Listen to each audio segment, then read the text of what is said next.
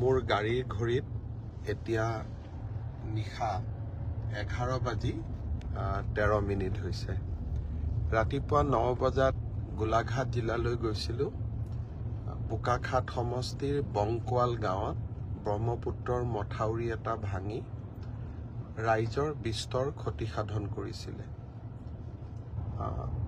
বংকোৱাল গাঁৱত গৈ দুৰ্ভগীয়া ৰাইজক সাক্ষাৎ কৰিলোঁ আৰু মথাউৰিটো নিৰ্মাণ কৰি বানপানী যোৱাৰ পিছতেই মথাউৰিটো নিৰ্মাণ কৰি দিয়াৰ প্ৰতিশ্ৰুতিও দিলোঁ আৰু জিলা প্ৰশাসনক বান সাহায্য যাতে সুচাৰুৰূপে দিব পৰা যায় তাৰ বাবে দৃষ্টি ৰাখিবলৈও নিৰ্দেশ দিলোঁ।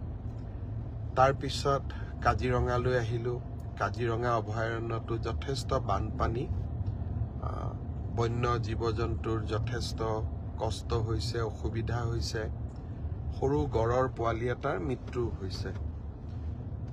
কাজিৰঙাটো NDRFৰ টীমে কাম কৰি আছে। আমাৰ বন বিভাগৰ বিষয়া কৰ্মচাৰীসকলেও কাম কৰি আছে। কাজিৰঙাটো বানপানীত সাহায্য অভিযানৰ সৈতে জড়িত আটাইকে সাক্ষাৎ কৰি তেওঁলোকক কাম কৰি যোৱাৰ বাবে প্ৰেৰণা যোগালোঁ। আজি ৰাতিপুৱা কলিয়াবৰৰ হাতীমূৰাত ব্ৰহ্মপুত্ৰৰ বান এটা নদীৰ বাঢ়নি পাৰ নিয়ে উটুৱাই লৈ যায়। কলিয়াবৰ সমষ্টিটো আজি ৰাতিপুৱাৰ পৰা ৰাইজে যথেষ্ট সমস্যাৰ মাজত কটাইছে। চৰকাৰেও খুব আগতে যে মথাউৰি এটা ভাঙিব তেনেকুৱা আশংকা কৰা নাযায় বাবে চৰকাৰেও ঠিক লগে লগে ৰিলিফ আদি দিব পৰা নাই। দুৰ্ভগীয়া ৰাইজক সাক্ষাৎ কৰিলোঁ। জিলা উপায়ুক্ত মহোদয়ক আজি ৰাতিৰ পৰাই যাতে সুন্দৰ কৰি ৰিলিফৰ ব্যৱস্থা কৰিব পৰা যায় তাৰ বাবে যাৱতীয় নিৰ্দেশ দিলোঁ। বান নিয়ন্ত্ৰণ বিভাগৰ বিষয়াসকলো আছিলে।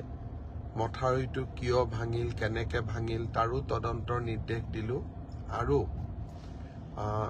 এক প্ৰকাৰ ক'বলৈ গ'লে যে যিমান সোনকালে পাৰি মথাউৰিটো পুনৰ নিৰ্মাণৰ বাবে কাম কৰিবলৈ তেখেতসকলক মই যাৱতীয় নিৰ্দেশ দিলোঁ। ৰাতিপুৱা 9 বজাতে ওলাই গৈছিলোঁ। এতিয়া 11:15 গুৱাহাটীত আহি উপস্থিত হ'লোঁ। এটা বেদনাসিক্ত মন লৈ উভতিলোঁ। বানপানীত ক্ষতিগ্ৰস্ত লোকসকলৰ কষ্ট, তেওঁলোকৰ দুৰ্ভাগ্য দেখিলে মন